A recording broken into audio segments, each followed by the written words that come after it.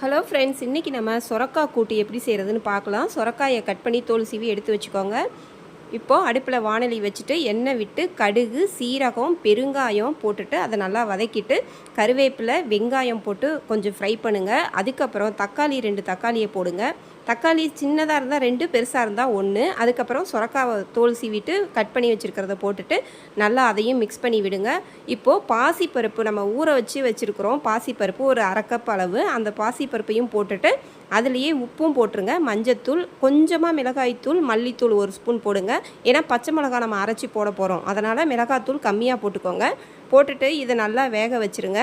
கொஞ்சம் தேங்காயும் 4 பச்சை மிளகாய், சீரகம் போட்டு இதை அரைச்சி கொண்டு வந்து அந்த காய் வெந்ததுக்கப்புறம் பருப்புலாம் கொஞ்சம் வெந்து வந்திருக்கணும்.